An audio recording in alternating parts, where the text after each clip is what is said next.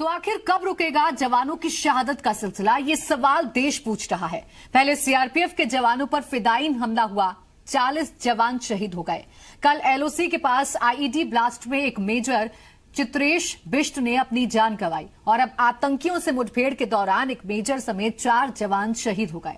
जम्मू कश्मीर के पुलवामा में सुरक्षा बलों और आतंकियों के बीच मुठभेड़ पिंगलानी इलाके में हुई, जिसमें एक जवान घायल भी हुआ है। शहीद हुए 4 जवानों में एक मेजर भी शामिल है। शहीद जवान 55 राष्ट्रीय राइफल्स के हैं। पुलवामा में आतंकी हमले के बाद सुरक्षा बल आतंकियों के सफाई के लिए लगातार अभियान चला रहे हैं।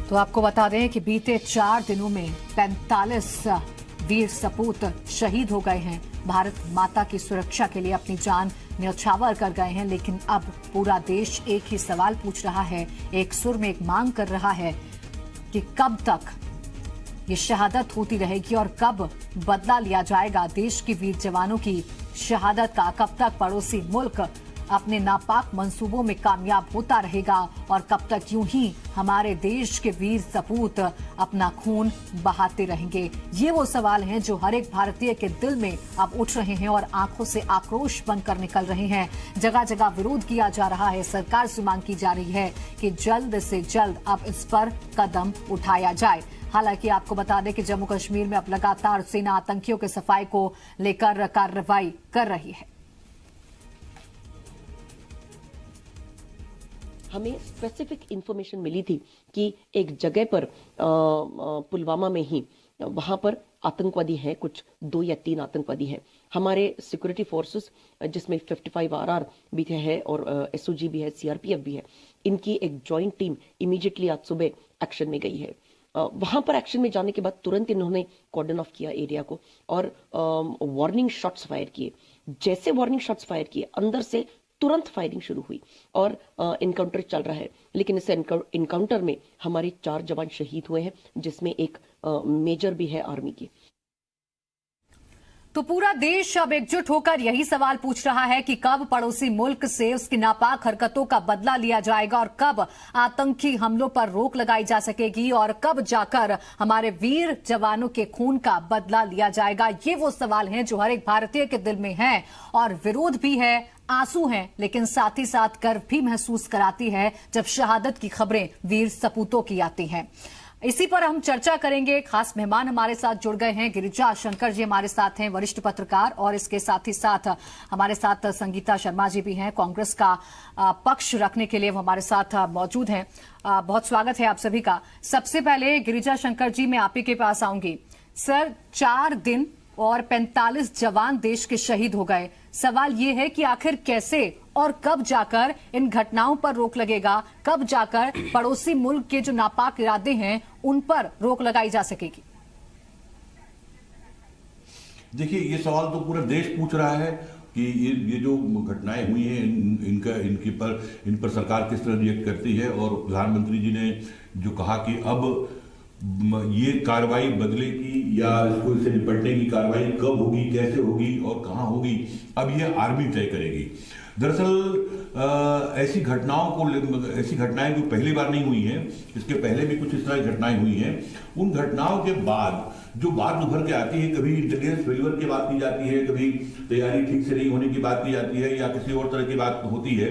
लेकिन ज्यादा जरूरत इस बात की है कि जो राजनीतिक फैसले हैं जो सरकार में बैठकर लिए जाते हैं, उसमें और आर्मी के जो एक्शन है उसमें कहीं जो विरोधाभास या कहीं जो कॉन्ट्रडिक्शन होते हैं उस पर विचार करने की जरूरत है। सेना की तैयारी में कोई शक नहीं कि सेना मुकाबले के लिए हमेशा तैयार रही है और आप ये मान के चलिए कि इन घटनाओं के बाद सेना कोई आराम से बैठी होगी, ऐसा नहीं है।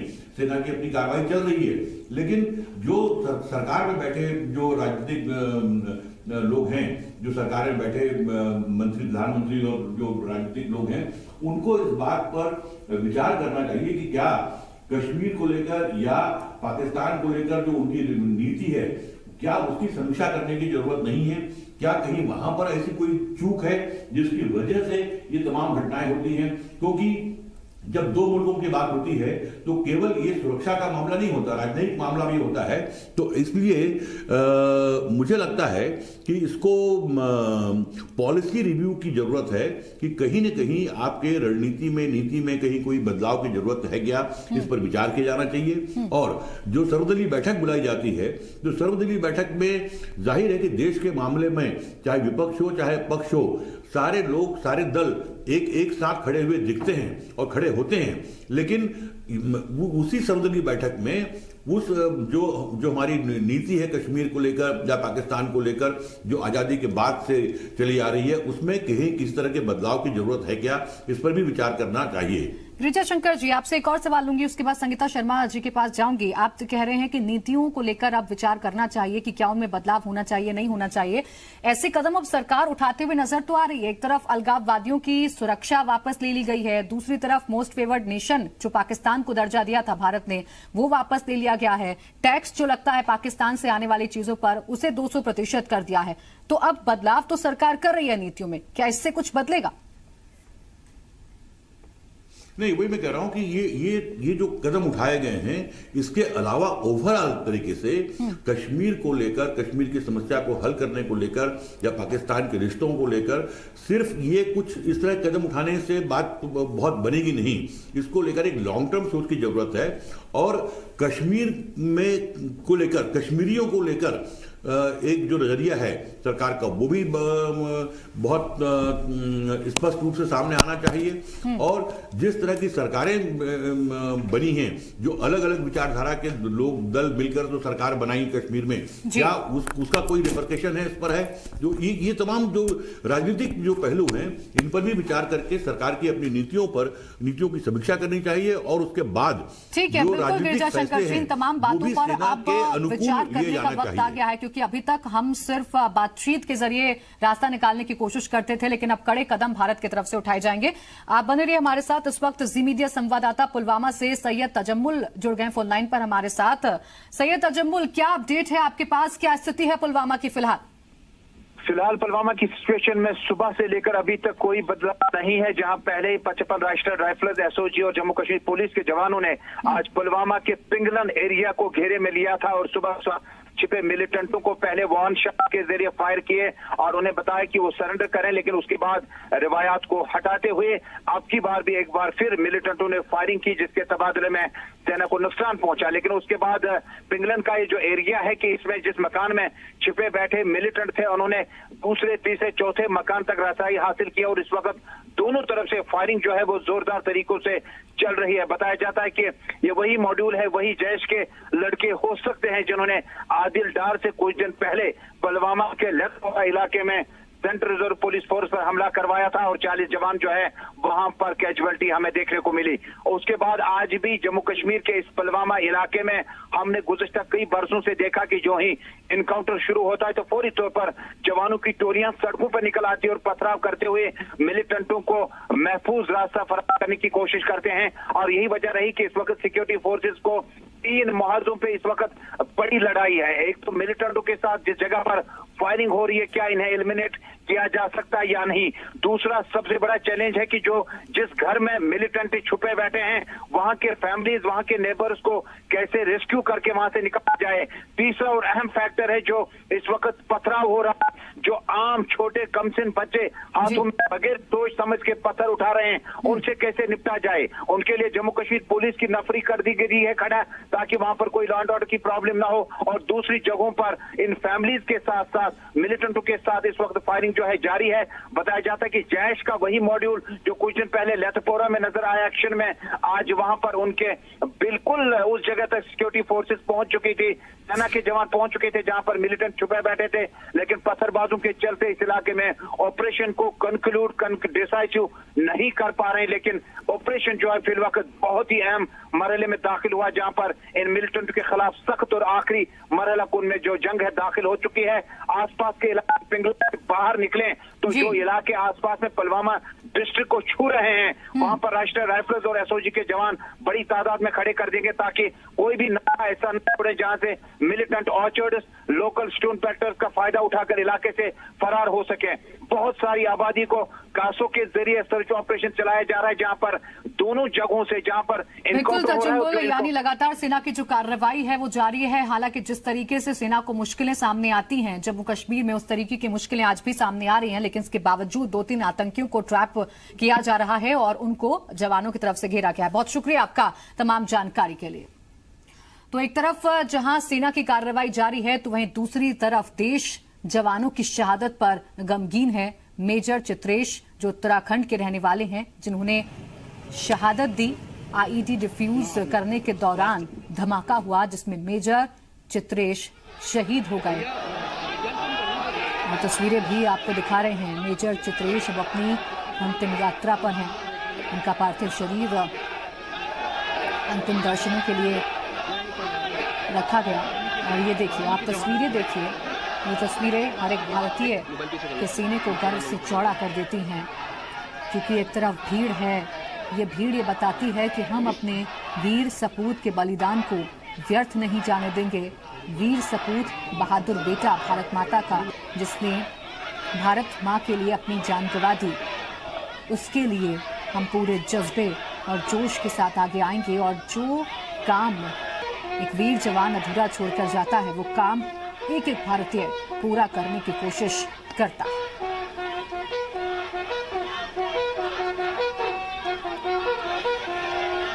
तो आज पूरा देश यही पूछ रहा है कि कब हिसाब होगा और कब तक देश के वीर जवान अपनी शहादत देते रहेंगे। खास पैनल हमारे साथ मौजूद है। एक बार फिर से इंट्रोडक्शन करवा दें। संगीता शर्मा कांग्रेस नेत्री हमारे साथ हैं, अनिल सौमित्र प्रवक्ता बीजेपी हमारे साथ हैं, गिरिजा शंकर जी वरिष्ठ पत्रकार हैं, और इसके साथ ही साथ राजेंद्र प्रसाद श्रोती डिफेंस एक्सपर्ट हमारे साथ हैं। एक बार फिर से आप सभी का बहुत बहुत स्वागत है।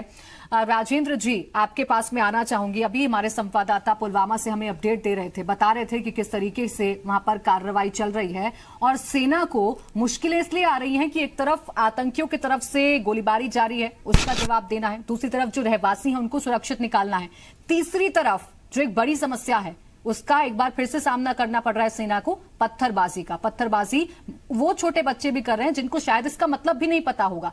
कैसे हालात सुधरेंगे, क्या रास्ता नजर आता है?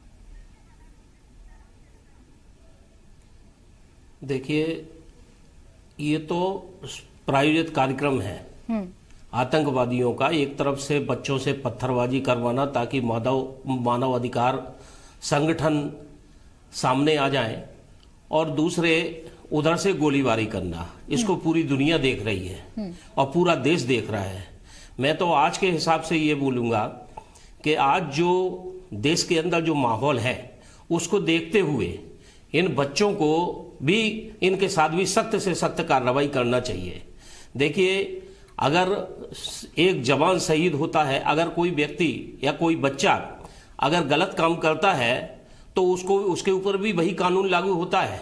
ऐसा नहीं है कि वो बच्चा है किसी को गोली मार दे, पत्थर मार दे, इसमें बाधा पहुंचाए और हम उनको इसलिए माफ कर दें कि वो बच्चे हैं। वो बच्चे नहीं है, वो भी आतंकवादियों की श्रेणी में है। और ये लंबे समय से मांग उठती रही है कि पत्थरबाजों को सबसे पहले इनको ही ठोकना चाहिए, चाहे वो बच्चे हों, चाहे महिलाएं हों, और चाहे कोई भी हो जो देश की सेना के लिए चुनौती बन गए हैं। आपने पिछली बार कहीं देखा होगा कि एक चुनाव में एक हमारे जवान को कितनी बुरी तरह कुछ आतंकवादियों ने बेइज्जत किया, पत्थरबाजों ने बेइज्जत किया, उसकी पिटाई की, और वो बेचारा चुपचाप चला रहा था। उस समय पूरे देश का खून खोला है। ये कब तक चलेगा? इसलिए इन बच्चों को, चाहे वो बच्चे हों, चाहे महिलाएं हों, और चाहे सिविलियंस हों, जो सेना के कार्य में बाधा पहुंचाते हैं, वो देश के दुश्मन हैं और उनके उसी तरीके से उनके साथ पेश आना चाहिए जैसे आतंकवादियों के साथ आते हैं। बिल्कुल, ये समझना होगा कि कौन दुश्मन है। और जैसा आपने जिक्र किया कि पत्थरबाजी अगर बच्चे भी कर रहे हैं तो हमें समझना होगा कि बच्चे आतंकियों के जरिए ही पत्थरबाजी कर रहे हैं और कार्रवाई करनी होगी, तभी जाकर शायद हालातों में कोई सुधार आ सकता है। अनिल सौमित्र जी के पास में जाऊंगे, बीजेपी प्रवक्ता हैं। अनिल जी, सीधा सा सवाल यही है, वही सवाल जो पूरा देश आज पूछ रहा है कि आखिर कब तक यूं ही शहादत होती रहेगी देश के वीर जवानों की? कब लगाम लगेगी सर पाकिस्तान के नापाक मंसूबों पर? देखिए, देश को सवाल पूछने का हक है, लेकिन जवाब ढूंढने का भी हक है। और देश खाली जज्बातों से नहीं चलता। खास करके अगर सुरक्षा की बात करेंगे, सामरिक नीति की बात करेंगे, राजनयिक नीति की बात करेंगे, तो ये भावनाओं से, जज्बातों से नहीं चलती हैं। देश की भावना होगी, लेकिन जो हम यहाँ स्टूडियो में बैठ के या जो देश की जनता फेसबुक ट्विटर पर और मोमबत्ती जला के बात कह रही है, वही चीज सेना वैसे अपने हिसाब से नहीं कह सकती है। सेना की अपनी मर्यादाएं हैं, सीमाएं हैं, सब उनके खुला छूट होने के बाद भी देखिए, एक आतंकवादी संगठन में और सेना के संगठन में बहुत फर्क होता है। सेना के जवान देश की रक्षा के लिए लड़ते हैं, समाज की रक्षा के लिए, लोगों की रक्षा के लिए लड़ते हैं। लेकिन जो आतंकवादी संगठन है, आतंकवादी है, वो किसी की रक्षा के लिए नहीं लड़ रहा होता है, उसको तो मरना है और मारना है, एक ही उसका उद्देश्य होता है। ऐसी स्थिति में हमको सेना के जवान के साथ, सेना के साथ, सरकार के साथ, पूरे उनके निर्णयों के साथ, उनकी कार्रवाई के साथ रहना चाहिए और प्रतीक्षा करें कि सेना की तरफ से कोई आह्वान होता है, कोई संदेश मिलता है, हम उसका पालन करें। हम एक नागरिक, ठीक है अनिल जी, लेकिन इस वक्त पूरा हिंदुस्तान एकजुट नजर आ रहा है, सरकार के साथ खड़ा है। यही तो मांग की जा रही है कि आप अब कोई बड़े कदम उठाइए, कोई कड़े कदम उठाइए, ताकि पाकिस्तान को ये मैसेज मिल सके कि बस बहुत हुआ, अब बर्दाश्त नहीं करेंगे। अरे मोमबत्ती जलाना सरकार के साथ, सेना के साथ खड़ा होना नहीं होता है। अपनी ट्रेनिंग क्या है? अगर सेना को कल होकर जरूरत पड़ जाए कि बॉर्डर पे, वहां पर जम्मू कश्मीर में, नॉर्थ ईस्ट में लोगों को जाना है सहयोग के लिए, अगर 40 जवान शहीद हो रहे हैं एक हमले में, 4 दिन में 45 जवान अगर शहीद हो गए हैं, तो सर श्रद्धांजलि तो देगा ना पूरा देश, उसमें क्या आपत्ति है? नहीं श्रद्धांजलि ना आपत्ति, अरे भैया आपत्ति नहीं कह रहा हूं प्राची जी, मैं तो सिर्फ इतना कह रहा हूं कि उस श्रद्धांजलि के आगे भी बढ़ के हमको कुछ मदद करने की स्थिति में आना है। इतना बस हम निवेदन कर रहे हैं कि एक नागरिक के रूप में, एक राजनीतिक कार्यकर्ता के रूप में सिर्फ हम अपनी भावनाएं व्यक्त करें, इससे भी सेना के लोगों को डिस्टर्ब होता है। ठीक है सर, लेकिन इन दिनों जो देश नजर आ रहा है वो यही नजर आ रहा है कि भावना पूरा देश व्यक्त कर रहा है, और जिस मदद की आप बात कर रहे हैं तो जगह जगह से मदद के भी हाथ आगे बढ़ रहे हैं उन तमाम परिवारों के लिए जिन्होंने अपनों को खोया है। कड़े कदम कब उठाए जाएंगे, ये सवाल मैं आपसे पूछ रही थी। खैर, आपका कहना है कि मोमबत्ती जला के कुछ काम नहीं होगा और जो ये आंदोलन हो रहे हैं इससे कुछ नहीं होगा, सेना के साथ खड़ा होना होगा। देखेंगे कि आगे देश का क्या रुख होगा। संगीता शर्मा जी हमारे साथ हैं, कांग्रेस की नेता हैं। संगीता जी, आपसे भी मेरा यही सवाल है, क्योंकि आप भी सरकार में रही हैं, तब भी ऐसे हमले सामने आते हैं और तब भी बात की जाती है कि रिवीजन किया जाएगा, तमाम नीतियों को फिर से देखा जाएगा, फिर से कड़े कदम उठाए जाएंगे, लेकिन वो आज तक कड़े कदम नजर नहीं आते और यही वजह है कि जवान एक के बाद एक शहीद होते जा रहे हैं। बिल्कुल प्राची जी, आप सही कह रहे हैं कि यूपीए गवर्नमेंट थी, हमारी भी सरकार रही है, और जब हमारी सरकार थी ऐसे शहादत होती थी उस पर हम रिव्यू लेते थे और कई अच्छे कड़े कदम उठाए जाते थे। परंतु जो विपक्ष था उस वक्त, जो विपक्ष था वो सीधा जो आरोप लगाता था वो केंद्र सरकार पर लगाता था, परंतु उसके उल्टा आज आप देखिए आज किस तरीके से पूरा विपक्ष केंद्र सरकार के साथ, सेना के साथ खड़ा है, कंधे से कंधा मिलाकर। उन्होंने विरोध का एक स्वर भी नहीं किया। उनका यही कहना है कि हम सेना के साथ हैं, हम केंद्र सरकार के साथ हैं। माननीय राहुल गांधी जी ने अपने वक्तव्य में यही बात कही है। उन्होंने आरोप प्रत्यारोप और कड़े कदम उठाने जैसे कोई आरोप मोदी सरकार पर और केंद्र सरकार पर नहीं लगाए हैं। आज जिस तरीके से पूरा देश एकजुट होकर मोमबत्ती जलाकर श्रद्धांजलि दे रहा है, तो ये कहा जा रहा है कि मोमबत्ती जलाकर श्रद्धांजलि देने से कुछ नहीं होता है। अरे देश एक साथ खड़ा हो गया है, सेना के साथ खड़ा है, केंद्र सरकार के साथ खड़ा है और पाकिस्तान को मुंह तोड़ जवाब देने के लिए तैयार खड़ा है। जिस दिन आदेश मिल जाएगा देश का नागरिक बॉर्डर तक भी पहुंच जाएगा। ये जोश आज देश के नागरिक के अंदर देखा जा रहा है। ये मैं बताना चाहूंगी कि भारत के अंदर जिस तरीके से बार बार शहादत हो रही है, इसको लेकर देश आक्रोशित भी है और दुखी भी है। इस पर कदम उठाने की जरूरत है। अभी गिरिजा शंकर जी की बातों को मैं बड़ी गंभीरता से सुन रही थी। उन्होंने बोला पॉलिसी रिव्यू करने की जरूरत है। किस तरीके से केंद्र सरकार को कड़े कदम उठाने की आवश्यकता है, ये केंद्र सरकार ही करेगी। उसमें सहयोग के लिए देश का नागरिक और देश की सेना और विपक्ष। ठीक है संगीता जी, आप जिस एकजुटता की बात कर रही हैं, बहुत स्वागत पूरा देश भी कर रहा है कि राजनीति से ऊपर उठकर पूरा देश एकजुट हो रहा है, तमाम जो राजनीतिक दल हैं वो एकजुट हो रहे हैं, लेकिन फिर भी सियासत हो रही है, फिर भी सियासत के केंद्र में सेना है। कांग्रेस के तमाम नेता, मैं नाम आपको गिना दूं, नूर बानो जी का बयान सामने आया, सेना को जिम्मेदार उन्होंने ठहरा दिया। सिद्धू का आप क्या कहेंगी? इस बात का आपके पास कोई जवाब नहीं है। तो सियासत तो फिर भी हो रही है। बेशक कह दिया जाए कि हम सियासत नहीं करेंगे इन मामलों पर, लेकिन बयान ऐसे सामने आते हैं जो पूरे देश को गुस्सा दिला देते हैं। प्राची जी, हमारे राष्ट्रीय नेता राहुल गांधी जी का जो बयान आया है उसे ही हम गंभीरता से लेते हैं और उसी लाइन पर हम सभी चलते हैं। यदि कुछ बयान ऐसे आ जाते हैं जिस पर हम कार्रवाई भी करेंगे, क्योंकि हम देख रहे हैं कि देश को अभी सेना को आवश्यकता है एकजुट होने की, क्योंकि अभी बात है हमारे राष्ट्र की, अभी बात है हमारे सैनिकों की सुरक्षा की। आतंकवादी कब तक हम पर हमला करते रहेंगे और हम कब तक चुप बैठे रहेंगे? इसलिए विपक्ष एक साथ होकर सरकार का साथ देकर इन कार्रवाइयों पर तत्काल एक मीटिंग आयोजित करना चाहिए, चर्चा आयोजित करना चाहिए और उस पर बड़े लेवल पर कार्य होना आवश्यकता है। जनता यही चाहती है देश की। ठीक है संगीता जी, और जनता ये भी चाहती है कि कम से कम बयानबाजी ऐसे मामलों पर ना हो, ऐसे मामलों पर जब देश रो रहा है, पूरा देश परेशान है। अनिल जी कुछ कहना चाहते हैं, अनिल जी के पास चलते हैं और उसके बाद फिर वरिष्ठ पत्रकार गिरिजा शंकर जी से हम समझेंगे कि जो तमाम बातें हो रही हैं उनके क्या मायने हैं। अनिल जी। प्राची जी, स्टूडियो में बैठ के एक बात करेंगे, संसद में खड़े होकर दूसरी बात करेंगे, जनसभाओं में तीसरी बात करेंगे, तो इससे देश मजबूत होगा क्या?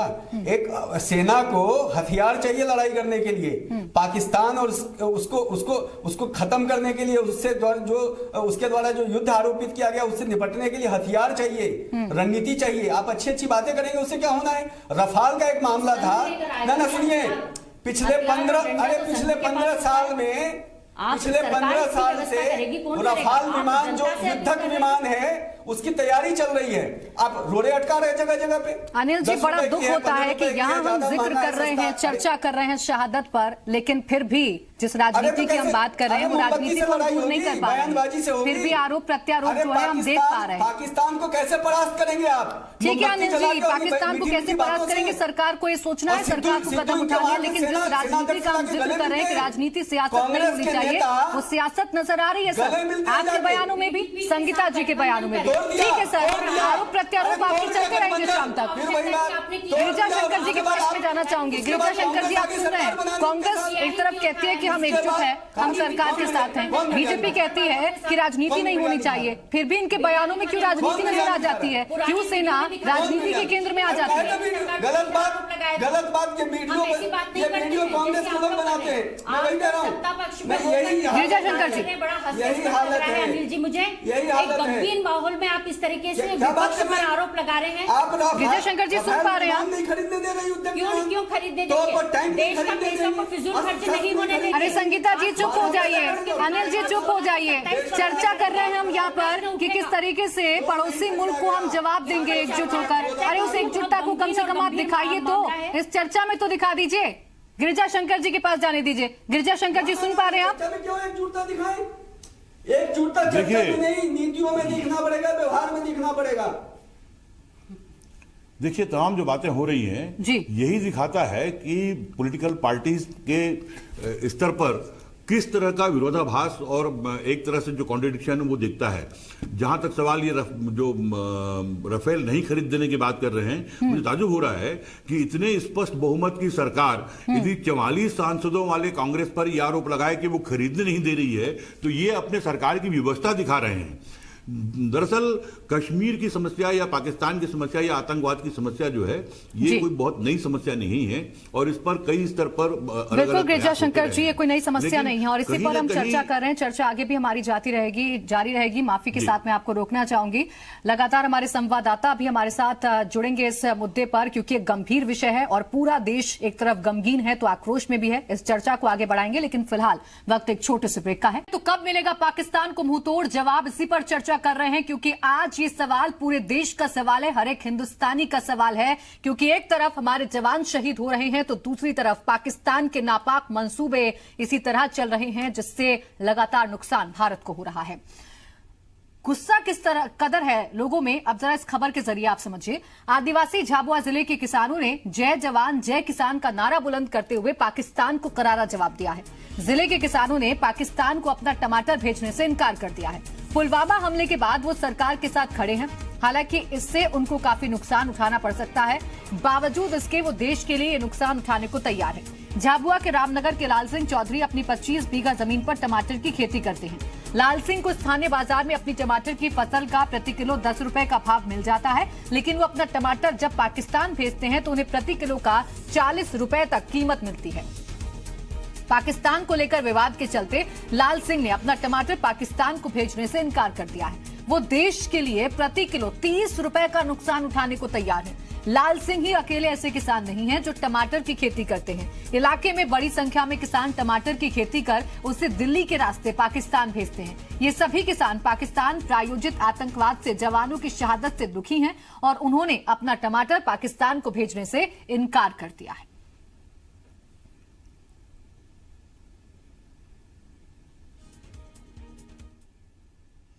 तो ये देखिए, अब हर एक भारतीय अपना स्टैंड क्लियर कर रहा है और कम से कम ये तो संदेश दे रहा है कि किसी भी सूरत में अब पाकिस्तान की हरकतों को बर्दाश्त नहीं किया जाएगा।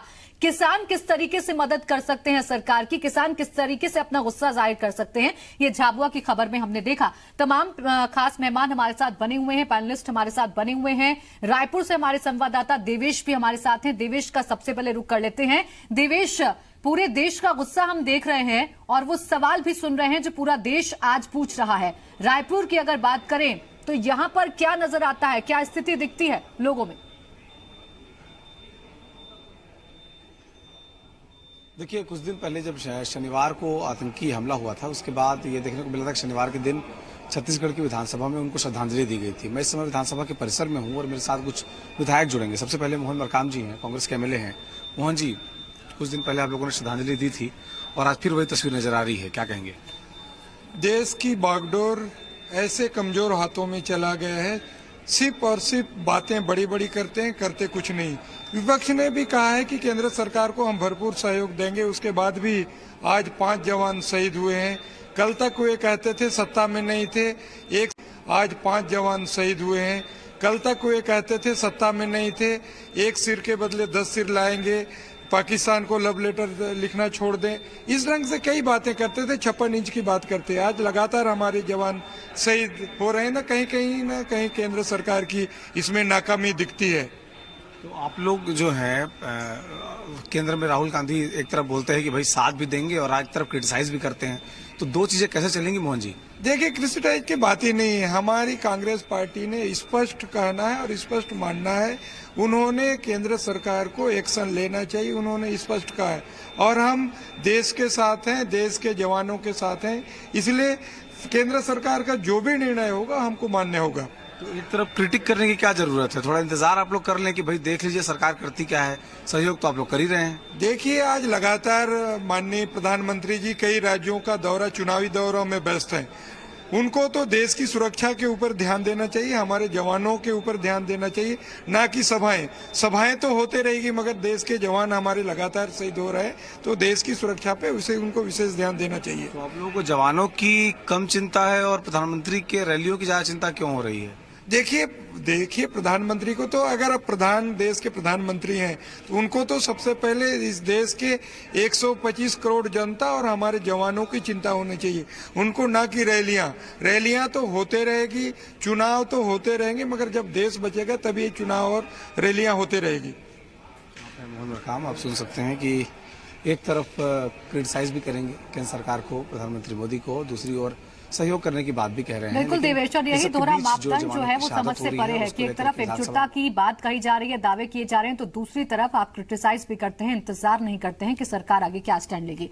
देवेश बंदरे हमारे साथ लौटेंगे आपके पास। तमाम खास मेहमान हमारे साथ जुड़े हुए हैं, उनके पास हम चल लेते हैं। राजेंद्र जी के पास में आऊंगी, लेकिन उससे पहले वरिष्ठ पत्रकार गिरिजा शंकर जी हमारे साथ हैं, उनसे मैं जरा समझ लेती हूँ। गिरिजा शंकर जी, झाबुआ की खबर अभी हमने दिखाई कि किसान किस तरीके से अब लामबंद हो गए। उनका कहना है कि वो बेशक नुकसान उठा लेंगे लेकिन पाकिस्तान में अपनी फसल को नहीं बेचेंगे। तो क्या ये तरीका ठीक नजर आता है? क्या ऐसे ही पूरे देश को एकजुट हो जाना चाहिए पाकिस्तान को नुकसान पहुंचाने के लिए? देखिए, जब भी ऐसा कोई मौका आया है, जब देश की बात हुई है, देश की एकता की बात हुई है और विदेशी ताकतों से लड़ने की बात जब भी आई है, तो पूरा देश हमेशा एक साथ खड़ा हुआ मिला है, चाहे वो किसान हो, आदिवासी हो, राजनीतिक कार्यकर्ता हो या कोई और हो। और आज भी आज इस मौके पर आप देखेंगे कि जगह जगह से लोग अपनी एकजुटता दिखा रहे हैं। ये कोई किसान टमाटर को नहीं पाकिस्तान भेजने की बात कर रहा है, तो कोई मोमबत्ती जलाकर अपना एकता दिखा रहा है, या किसी और तरीके से। जिस तरीके से भी जो लोग अपनी देश के प्रति एकता की बात कर रहे हैं, पाकिस्तान के प्रति अपने आक्रोश का इजहार कर रहे हैं, उनके प्रयासों को अंडरमाइन नहीं किया जा सकता। या ये कहकर कि मोमबत्ती से काम कुछ नहीं होगा, ये कहना उचित नहीं है। लेकिन सबसे बड़ी चीज ये है कि जब आतंकवाद से निपटने की बात होती है या पाकिस्तान को कड़ा जवाब देने की बात होती है, तो सरकारों को ये देखना चाहिए कि वो जो कश्मीरी हैं, जो एक जमीन बनी हुई जहां आतंकवाद की, वो कश्मीरियों का विश्वास सरकार कैसे जीते, एक पॉलिटिकल प्रोसेस कैसे शुरू हो, इस पर ज्यादा ध्यान देने की जरूरत है। ये नहीं हो सकता कि सारा का सारा मसला आर्मी के सहारे छोड़कर आप अलग हट जाएं, ये संभव नहीं है। दोनों प्रक्रियाएं एक साथ चलेंगी। यदि आज कश्मीरियों का विश्वास जीतने की कोशिश लगातार यदि की जाती है, वहां कश्मीर में विकास के काम गति मिलती है उनको, और उनको लगता है कि जो सिंपैथी आतंकवादियों को उनके साथ मिल रही है, जो सहयोग उनको मिल रहा है, उस सहयोग को कैसे खत्म किया जाए, इस पर ज्यादा जोर देने की जरूरत है। चाहे वो नक्सलवाद हो, चाहे आतंकवाद हो, इनका पनपना, सपोर्ट कैसे खत्म किया जाए, और उसके लिए जो पॉलिटिकल प्रोसेस शुरू होनी चाहिए, जो सरकार के स्तर पर, विकास के स्तर पर प्रयास होना चाहिए, वो प्रयास में कहां कमी है और उस प्रयास को कैसे तेजी लाई जाए, इस पर बात होनी चाहिए। ये मुख्य बात है। इसके बिना जितनी भी जो चीजें होंगी, ये शंकर जी नजर आता है, क्योंकि कश्मीर के जो हालात हैं वो किसी से छिपे नहीं है। तो सबसे ज्यादा जरूरी यही है कि कश्मीर के जो लोग हैं उनका विश्वास सरकार जीते, शायद तब कुछ हालात में तब्दीली नजर आए। राजेंद्र जी, अब आपके पास में आऊंगी। पीएम मोदी का जिक्र कर रहे थे अभी कांग्रेस विधायक, और उनका कहना है कि वो बयानबाजी कर रहे हैं, वो पॉलिटिकल रैली कर रहे हैं। उसी बयान का मैं हवाला यहां पर आपको दूंगी। पीएम मोदी ने कहा था कि मैं देश के गुस्से को समझ रहा हूं, इस आक्रोश को समझ रहा हूं, और यही वजह है कि सेना को खुली छूट दी जा रही है। ये खुली छूट देने का मतलब क्या है, इसके मायने क्या हम निकालें, ये आपसे समझना चाहूंगी। देखिए, ऐसा है कि मैं काफी लंबे समय से, मैं जब 22 साल का था तब मेरी पोस्टिंग कारगिल हुई थी, और मैं 2.5 साल कश्मीर में रहा। उस समय मैंने हालात देखे हैं। ये कोई नया मसला नहीं है, ये बहुत पुराना मसला है। मुझे लगता जब मैंने होश संभाला तब से कश्मीर का ये मसला ये चल रहे हैं। कभी वो थोड़ा कम दिखने लगता है, कभी उफान पे आ जाता है। और अभी जो आतंकवादी संगठन जो इतने सक्रिय हो गए हैं या ज्यादा तादाद में बढ़ गए हैं, इसलिए ये इतने मामले सामने आ रहे हैं। मैं आपको बताऊं कि मोदी जी ने, ऐसा नहीं कि मोदी जी ने कुछ नहीं किया, जो सर्जिकल स्ट्राइक करके हमारे जवानों के मनोबल को बढ़ाया और देश के मनोबल को बढ़ाया, वो एक बहुत अनुकरणीय उदाहरण है। इसके अलावा अभी मोदी जी ने कल जो इन अलगाववादी नेताओं की जो सुरक्षा और उनके ऊपर जो देश का धन बर्बाद हो रहा है उसके बारे में जो कार्रवाई की, वो एक हिस्सा है सेना के मनोबल बढ़ाने का। क्योंकि मैं अच्छी तरह जानता हूं, मेरी अपनी आंखों से देखा है, मेरा अपना तजुर्बा है, मैं 18.5 साल आर्मी में रहा हूं जी, कि वहां पे आप जितना चाहे दे दो जी, जितना चाहे दे दो, उनकी जो मानसिकता है वो एक दबाव में, आतंकवादियों के दबाव में रहते हैं। और जब तक आतंकवादियों के ठिकानों को पाकिस्तान पीओके के अंदर घुस करके बर्बाद नहीं किया जाएगा, तब तक आप पूरा हिंदुस्तान की रसद उनको पहुंचा दो, वो मानने वाले नहीं है। और ना वहां की जमहूरियत इस मामले में आपके साथ आएगी। क्यों? उनको उनसे डर है, वो आकर के उनको मारते हैं, जो आर्मी का सपोर्ट करते हैं उनको मार डालते हैं। ये जो लंबे समय से ये चल रहा है, और इसका तो सिर्फ एक ही इलाज है। और मैं आज बोल रहा हूं कि देश का कम से कम 10 लाख भूतपूर्व सैनिक आज भी सीमा पर जाकर के युद्ध लड़ने के लिए तैयार है। मेरी उम्र 60 साल है, मैं आज सबसे पहले जाकर के युद्ध लड़ने के लिए तैयार हूं। देश के हर जवान का और हर आदमी का जज्बा है। ऐसा नहीं है कि देश के सरकार के साथ कोई नहीं है, लेकिन सरकार अपने हिसाब से कदम उठाती है। कुछ डिप्लोमेटिक प्रॉब्लम भी होते हैं, कुछ रसद का भी प्रॉब्लम होता है। सब चीजों को देख करके युद्ध होता है। युद्ध इतनी आसानी से नहीं है कि किसी ने बोल दिया और हमने अटैक कर दिया जी। कई चीजें सोच समझ के करने पड़ती हैं। और हमारे इतने बड़े बड़े विशेषज्ञ हैं, इतने बड़े बड़े अधिकारी हैं, वो सब इस पर मनन कर रहे हैं। और ये मुझे मुझे बहुत पूर्ण आशा है कि इसका बहुत जल्दी बदल लिया जाएगा। बिल्कुल राजेंद्र जी, और हम भी सम्मान करते हैं हर एक सैनिक की भावना का, आपकी भावना का, कि अभी भी हम लड़ने के लिए तैयार हैं। और ये हर एक हिंदुस्तानी के दिल का जज्बा है कि जब भारत माता की तरफ कोई आंख उठाकर देखेगा तो उसे बख्शा नहीं जाएगा, उसे छोड़ा नहीं जाएगा। संगीता जी, आपके पास मैं आ रही हूँ क्योंकि एक पॉइंट यहाँ पर राजेंद्र जी ने उठाया था, और पॉइंट ये था कि सरकार कदम उठा रही है। ऐसा नहीं है सरकार कदम नहीं उठा रही है, सरकार ने कदम उठाया, अलगाववादियों की सुरक्षा वापस ले ली, लेकिन इस पर आपत्ति है मैम आपको? क्यों आपत्ति है? देखिए, जो कदम उठाना चाहिए, जो अभी गंभीर मसला चल रहा है उस पर सरकार को सोचना चाहिए। इन्होंने जो कदम उठाए हैं, ठीक है, ये पहले से उठाना चाहिए थे। अभी वर्तमान में जो स्थिति निर्मित हुई है उसको लेकर एक गंभीर चर्चा होनी चाहिए और इस पर रोक लगानी चाहिए। लगातार जो सैनिक शहादत देते चले जा रहे हैं, आज फिर 4 मेजर, एक मेजर भी शामिल थे उसमें, तो इसे आज 4 और शहीद हुए हैं। तो ये लगातार जो देश नहीं चाहता है कि इस तरह की घटनाएं हम बार बार सुने, तो उस पर रोक लगाने का सबसे बड़ा प्रयास सरकार का होना चाहिए। सरकार ने सैनिकों पर छोड़ दिया है, तो जब सरकार सैनिकों पर छोड़ रही है, सरकार को सबसे पहला कदम यही उठाना चाहिए कि इन्हें मीटिंग करके, एक चर्चा करके, और उसके बाद जो एक कड़ा कदम उठाना चाहिए वो उठाने की अभी आवश्यकता है। देश ये चाहता है, देश ये नहीं चाहता है कि पुरानी चीजें चली आ रही है, कदम उठा रही है, कुछ कदम और एक मैसेज गुंजाइश है, लेकिन वक्त लगता है। मैम, आप भी सरकार में रही हैं, वक्त लगता है, एकदम से युद्ध नहीं कर दिया जाता, एकदम से आगे कदम नहीं बढ़ा दिए जाते। राजेंद्र जी, अभी आपके पास में लौटूंगी, आप कोई सवाल शायद संगीता जी से करना चाह रहे हैं, आपके पास में आऊंगी। लेकिन संगीता जी, सवाल मेरा यह है कि अलगाववादियों पर अगर कार्रवाई हो रही है, उनकी सुरक्षा को अगर वापस ले रही है सरकार, तो दिक्कत क्या है इसमें? सब जानते हैं कैसा माहौल अलगाववादियों की वजह से कश्मीर में हो जाता है। सेना का मनोबल बढ़ रहा है ना इससे, तो मैम? बिल्कुल। देखिए, हमने तो पहले ही स्पष्ट कर दिया कि हम सरकार के साथ है, सेना के साथ है। सरकार और सेना जो भी कदम उठाती है, हम उसका कोई विरोध नहीं कर रहे हैं ना। साथ दीजिए ना मैम। साथी तो दे रहे हैं, हमने कब मना किया? आप बताइए ना। ये कौन सा साथ? पूरा विपक्ष एकजुट होकर एक साथ खड़ा है, कोई विरोध नहीं कर रहा है। भाजपा के नेता, भाजपा के बड़े बड़े मंत्री गलत बयानबाजी कर रहे हैं। वो कह रहे हैं ऐसे सैनिक तो मरते रहते हैं, सैनिक मरने के लिए होते हैं। ये बयान भाजपा के नेताओं, भाजपा के मंत्रियों के द्वारा आ रहे हैं। बयानों का ये गलत है। संगीता जी, अभी आपने कहा मोमबत्ती जलाने से कुछ नहीं होता है। आपके नेताओं के बयान में बता दूं, सिद्धू क्या कर रहे हैं सब जानते हैं, नूर बानो ने क्या कहा सब जानते हैं। राहुल गांधी जी का बयानों पर अगर आएंगे तो फिर यहाँ पर सियासत की बातें होती रहेंगी और हमारा कतई मकसद नहीं है कि यहाँ पर सियासत की चर्चा करें। जैसे वीडियो है। ठीक है संगीता जी। राजेंद्र जी आपसे कोई सवाल करना चाह रहे थे, एक बार राजेंद्र जी के पास चले थे। राजेंद्र जी, वोट की चिंता है, इन्हें आगे की कुर्सी की चिंता है,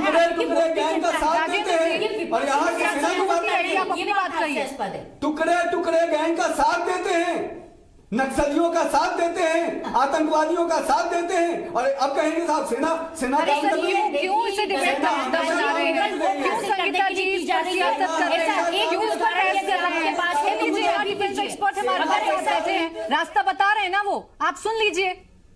राजेंद्र जी देकर बताएं, क्योंकि ये झूठ बोलकर वोट लेने की राजनीति फिर की जा रही है, विपक्ष पर हमला किया जा रहा है। संगीता जी, बड़ी शर्म आती है और बड़ा दुख होता है कि जब देश की बात हो रही है तो आप अपने बयानों को शांत नहीं कर पा रहे हैं, आप शांत नहीं कर पा रही है सियासत। गलत बयानबाजी कर रहे हैं। मैडम चुप हो जाइए मैडम। करने की शहीदों की शहादत को मैडम मुझे आप बोलने के लिए संगीता जी बोलने लगते हैं, फिर आप एकजुट हैं, ठीक है? सुनिए संगीता जी, आप एकजुट हैं, सुन लिया। राजेंद्र जी की भी सुन लीजिए क्या कह रहे हैं, डिफेंस एक्सपर्ट हैं। राजेंद्र जी, गलत तरीका है कि आप एक पक्ष की बात कर रही हैं।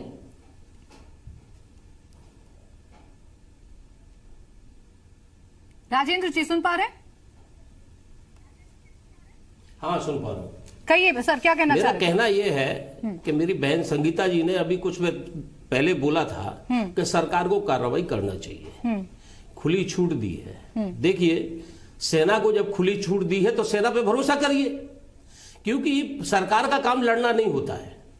मैं किसी पार्टी या पॉलिटिक्स के रूप के प्रवक्ता के रूप में नहीं बात कर रहा हूं, मैं सिर्फ सेना के रूप में बात कर रहा हूं, सैनिक के रूप में बात कर रहा हूं। तो जब सेना को खुली छूट दे दी तो सेना की अपनी व्यूह रचना होती है, सेना के अपना प्रोग्राम होता है, सेना की अपनी ये भी देखते हैं हमारी कम से कम कैजुअलिटी हो और ज्यादा से ज्यादा हम उसको कितना दूर तक कितना अच्छा रिजल्ट ला सकते हैं, उन सब चीज पे मनन हो रहा है। अब ये प्रधानमंत्री का काम नहीं बंदूक पे ले जा करके या मंत्री बंदूक ले जा करके लड़े या राहुल गांधी लड़े या कोई पार्टी वाला लड़े, ये काम इनका नहीं है। और ये सब बयानबाजी से सेना के मनोबल पे फर्क पड़ता है। और मेरा ये आग्रह है राजनीतिक दलों से, उन संगठनों से कि कृपया थोड़े समय के लिए, जब तक ये कार्रवाई नहीं होती तब तक के लिए, फिर जिसको भुनाना है भुनाता रहे, लेकिन तब तक के लिए सैनिकों के बारे में कोई टिप्पणी न की जाए। राजनीति से ऊपर उठकर देश के बारे में सोचिए। आप बने रहिए हमारे साथ। रायपुर का एक बार फिर से रुख कर लेते हैं। देवेश हमारे साथ मौजूद हैं। देवेश, बुला ले पांडे जी को भी। देखिए, हमारे साथ कुछ लोग जुड़ने शुरू हो गए हैं। आकाश, आप बताइएगा कि फिर से आज एक हमला हो गया है। कुछ दिनों पहले से कैंडल मार्च रायपुर में लगातार चल रहा है, एक बार फिर से हमला हुआ है और फिर जवान शहीद हो गए। अब इसके बारे में हम क्या बताएं, अब ये तो बहुत ही निंदनीय और घटना है और इस घटना क्रम में पूरा देश एक साथ है। मैं आपको इतना ही बोलना चाहता हूं कि इस विपरीत परिस्थिति में सारे दल एक साथ होकर इस लड़ाई को लड़ना चाहिए। पंडित जी, होना क्या चाहिए, कैसे निपटा जाए इन परिस्थितियों से? कुछ दिन पहले 40 जवान शहीद हो गए, आज फिर से मेजर समेत और अन्य जवान शहीद हुए। बहुत दुखद विषय है और ये बार बार चुनौती दे रहे हैं हमारी सेना को, बार बार चुनौती दे रहे हैं हमारी भारत की सुरक्षा को। इसमें मैं तो यही चाहूंगा कि मैं एक भारतीय हूं और किसी दल की बात नहीं है। मैं अपने प्रधानमंत्री से निवेदन करता हूं कि इसका मुंहतोड़ जवाब देना चाहिए हमको और इसको ताकि आगे के लिए जो है वो एक उदाहरण बने और इस प्रकार की घटनाएं दोबारा ना हो हमारे देश में। ये मैं चाहता हूँ। क्या बेहतर कदम होना चाहिए इसमें? बेहतर कदम यही कि हम अपनी पूरी ताकत, चूंकि हमारा कश्मीर हमारा एक सबसे इम्पोर्टेंट क्षेत्र है हमारे देश का, पूरे देश को उस पर नाज है, तो इस पर एक विशेष बैठक करके इस पर योजना बनानी चाहिए और इसका तत्काल निराकरण करके केवल वादों से जुमलों से काम नहीं करना चाहिए। इस पर एक ठोस कदम उठाने की जरूरत है, मैं समझता हूँ। क्या लगता है आपको, क्या होना चाहिए? नहीं, इस जो घटनाएं लगातार बहुत दिनों से हो नहीं रही थी, लेकिन इन चुनाव के पहले घटनाएं हुई हैं, तो इसको देखना हर परिप्रेक्ष्य में इसकी जांच की जानी चाहिए कैसे ये घटना हो गई है। और पाकिस्तान सब बातों से बात नहीं बनेगी, यदि एक कठोर कदम नहीं उठाया गया तो आने वाले चुनाव में एक भीषण रक्तपात वाला चुनाव होने वाला है। इसको रोकथाम होना जरूर। चुनाव और आतंकवादी हमले का खैर संबंध नहीं होता है, ये सब घटनाएं होती हैं। सरकार को किस तरह कदम उठाने चाहिए? सरकार को कदम, देखिए टाइमिंग इस तरह की गई है कि सरकार डिस्टर्ब हो जाए इस समय। मैं इस चुनाव का संबंध बिल्कुल है इस समय इसका, तो टाइमिंग 1 महीने पर चुनाव के बचे हैं और टाइमिंग विदेशी ताकतें वो चाहती हैं कि भारत अस्थिर हो जाए, इसलिए चुनाव पहले बड़ी घटना की गई और आने वाले समय में 1-8 महीने के अंदर और एक घटनाएं हो सकती है। इसलिए तत्काल एक्शन लेना चाहिए सेना को और सर्जिकल स्ट्राइक की भी जरूरत पड़े तो भी कर देना चाहिए। आप क्या कहते हैं? मैं आपको बताना चाहता हूं कि इस ऐसी घटनाओं से पूरा देश स्तब्ध है और सारे लोग चाहते हैं कि इसका निराकरण निकले और चाहे कोई भी पार्टी हो, चाहे कांग्रेस हो, चाहे भारतीय जनता पार्टी हो, किसी भी प्रकार का कोई भी सदस्य ऐसा नहीं चाहेगा कि इस प्रकार की अप्रिय घटना हमारे देश में घटे। और सारा दल एक साथ है आज इस विपरीत परिस्थिति में और हम चाहते हैं चाहे बातचीत से हो चाहे किसी भी प्रकार से इसका निर्णय निकलना चाहिए। जो देश के अंदर गुस्सा है उसको क्या प्रधानमंत्री रिप्रेजेंट कर पा रहे हैं और क्या अब जवानों को खुली छूट देने के बाद आप लोगों को भरोसा है कि बेहतर होने जा रहा है? मैं आपको इतनी जल्दी अभी कुछ भी बोलना उचित नहीं है क्योंकि अभी लगातार 2-3-4 दिन में इतनी बड़ी बड़ी घटनाएं घटी हैं और इस पे अभी कुछ बोलना उचित नहीं होगा। पांडे जी, क्या लगता है? देखिए, मैं तो समझता हूं कि इस पर हमें विलंब बिल्कुल नहीं करना चाहिए। पूरा देश जो है वो स्तब्ध है, दुखी है और इस प्रकार की घटनाओं से जो है वो पूरे देशवासियों को जो है वो प्रभाव पड़ जाता है कि हमारा देश असुरक्षित है और इस प्रकार की घटना, इसका जवाब देना शीघ्र गतिशील बहुत जरूरी है। केंद्र सरकार को बिल्कुल एक तत्काल निर्णय करना चाहिए, गृह मंत्रालय को, और इसको निराकरण करना चाहिए। कश्मीर का मुद्दे पर हमको बिल्कुल ढिलाई बरतने की जरूरत नहीं है। हम लोग ऐसा नहीं लगता कि केवल जवानों की शहादत लगातार देख रहे हैं और उसके बाद बीते दिनों शहादत हुई, आज फिर शहादत देखने को मिल रही है। उन जवानों के परिवार के प्रति संवेदना सब लोग जताने के लिए पहुंचते हैं, लेकिन जो मुकम्मल जवाब होना चाहिए विदेशी ताकतों को, क्या वो मिल पा रहा है? देखिए, अंतर्राष्ट्रीय स्तर पर हम शांति और अमन की बात करते हैं, हमारा भारत देश है, वो कभी इस प्रकार की वो नहीं करते। हम चाहते हैं कि पूरे विश्व में शांति रहे, पूरे देश में हमारे शांति रहे। ठीक है देवेश, पूरे देश में शांति रहे, पूरे विदेश में शांति रहे, यही सब चाहते हैं। लेकिन उसके बावजूद जब ऐसी घटनाएं सामने आती हैं तो फिर सवाल पूरे देश की तरफ से पूछा जाता है कि आखिर कब तक यूं ही शहादत होती रहेगी। बहुत शुक्रिया आपका देवेश, आप हमारे साथ जुड़े और रायपुर में क्या कुछ कहना है राजनीतिक दलों का, जनता का, वो हम तक पहुंचाया। अब अपने पैनलिस्ट का रुख कर लेते हैं, अनिल जी के पास मैं जाऊंगी। अनिल जी, आपसे सवाल मैं पूछूं उससे पहले मैं रिक्वेस्ट आपसे करना चाहूंगी, सर प्लीज इस मामले पर सियासत मत कीजिएगा, आरोप प्रत्यारोप मत कीजिएगा। सवाल मेरा आपसे ये है कि अभी गिरिजा शंकर जी ने पॉइंट उठाया था और एक वाजिब बात कही थी कि ठीक है सरकार स्ट्रैटेजिक कदम उठाए, सुरक्षा बलों को खुली छूट दी जाए, मजबूत करे सेना को, लेकिन उसके साथ ही साथ कश्मीर की जो स्थिति है उसे सुधारने के लिए भी कदम बढ़ाए, कश्मीरियों का जो विश्वास है वो जीतने की कोशिश करे। इसके लिए क्या कदम उठा रही है सर आपकी सरकार? देखिए, ये प्राची जी, ये सिर्फ हमारी सरकार नहीं है, ये पूरे देश की सरकार है। गिरिजा शंकर जी की भी है, संगीता जी की भी है, राजन जी की भी है, पूरे देश की सरकार है। और सरकार जो निर्णय कर रही है उसके ऊपर भरोसा करिए। हम सिर्फ एक ही बात कहना चाहेंगे कि राजनीतिक मतभेदों को दरकिनार करते हुए भी जो आरोप संगीता जी लगा रही थी कि पीडीपी के साथ गठबंधन इसलिए किया कि लोकतंत्र को हम मानने वाले लोग हैं, जम्मू कश्मीर में लोकतांत्रिक सरकार बने इसलिए वैचारिक मतभेदों को दरकिनार करके वहां पर सरकार बनाई जी। उसके बाद भी लगातार वहां हालात जब खराब होते रहे, ऐसा लगा कि पीडीपी की भूमिका है हालात बिगाड़ने में, तो हमने अपने आप को वापस विड्रॉ किया। और मेरा ये कहना है कि अभी सरकार, भाई आप अभी तो चुनाव होने को है और इसी स्थिति को लाभ उठाने के लिए पाकिस्तान हो चाहे दुश्मन देश हो इस तरीके की हरकतें कर रहा है। तो मुझे लग रहा है कि थोड़ा राजनीतिक अनिल जी, यानी आप कह रहे हैं कि विश्वास जो है वो पूरी तरीके से और जताना चाहिए सरकार पर। तो विश्वास है, ये हम आपको विश्वास दिला दें कि जनता विश्वास कर रही है सरकार पर। संगीता जी, आपने सुना अनिल जी यही अपील कर रहे हैं कि आप, बाकी हमारे जो सिविल लाइफ है, विश्वास कीजिए सरकार पर, उसके कदम पर एक बार इंतजार तो करिए कि सरकार क्या कदम उठा रही है। छोटा सा रिएक्शन में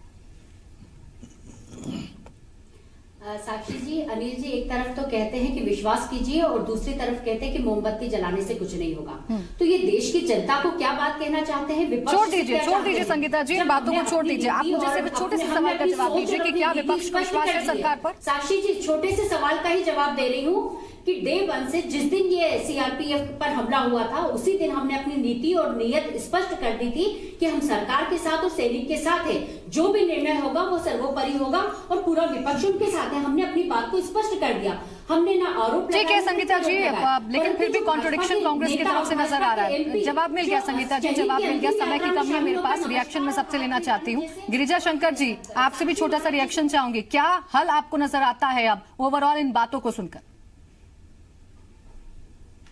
देखिए, मैं तो यही मानता हूं कि जो सेना के मनोबल की बात जो बीच में कई बार की गई, मैं समझ नहीं पाया कि सेना के मनोबल में कहीं कोई गिरावट या कहीं कोई कमजोरी कहां से कैसे महसूस कर ली गई। मैं समझता हूं कि सेना का मनोबल जो है कभी भी कमजोर नहीं रहा और हमको अभी ये नहीं मालूम, लेकिन इन घटनाओं के तारतम्य में सेना ने कितनी बड़ी जवाबी कार्रवाई की होगी, ये मैं मान के चलता हूं कि वो शांत नहीं बैठे होंगे। जहां तक इस समस्या का हल है, तो समस्या का हल एक तरफ से नहीं है, केवल पाकिस्तान को मुंहतोड़ जवाब देने से सारी समस्या का हल हो जाएगा या आतंकवादियों को खत्म करने से समस्या का हल हो जाएगा। शंकर जी, ओवरऑल हमको सोचना होगा, तमाम जो और हल नजर आते हैं उन पर हमको चर्चा करनी होगी, तभी इसका शायद हल जो है पूरी तरीके से निकल पाएगा। वक्त की कमी है गिरिजा शंकर जी। राजेंद्र जी के पास में आऊंगी। सर, आपसे भी छोटा सा रिएक्शन में इस पर अब लेना चाहूंगी ओवरऑल कि क्या लगता है आपको और क्या कमी है, सरकार को क्या करना चाहिए और सेना को किस तरीके से और आगे अब मोटिवेट करना चाहिए ताकि ऐसी घटनाएं रुके? देखिए, मैं पहले भी आग्रह कर चुका हूं कि इसका एकमात्र हल है पाकिस्तान के अंदर घुस करके उनको नाश्ता नबूद करना। ये बीमारी है, ये कैंसर है। कैंसर का इलाज कैसे होता है आप अच्छी तरह जानते हैं। मैं नहीं समझता कि इनको बहलाने फुसलाने से, इनको अलग से पैकेज देने से, देखिए कश्मीर घाटी डूब रही थी, सरकार ने कितना किया, लेकिन उसके बदले क्या मिला जी? उन्हीं उग्रवादियों को जिनको बचाया वही उग्रवादी बन गए। उन्हीं के बच्चे जाकर के सैनिकों को मार रहे हैं, पत्थरबाजी कर रहे हैं, यहां तक कि आतंकवादियों के बैरिकेड्स बनते हैं, वो आतंकवादियों को भगा देते हैं पत्थरबाजी की आड़ में, सेना को अपना काम नहीं करने देते। तो इसका एक ही हल है, गमगीन हो जाता है। माफी चाहूंगी अनिल जी, आपके पास मैं नहीं आ पाऊंगी क्योंकि समय की मेरे पास कमी है। बहुत शुक्रिया आप सभी खास मेहमानों का हमारे साथ जुड़ने के लिए और चर्चा करने के लिए, इस बात पर चर्चा करने के लिए कि कब हल निकलेगा और कब बदला लिया जाएगा वीर सपूतों की शहादत का पड़ोसी मुल्क पाकिस्तान से। इसी के साथ हमारे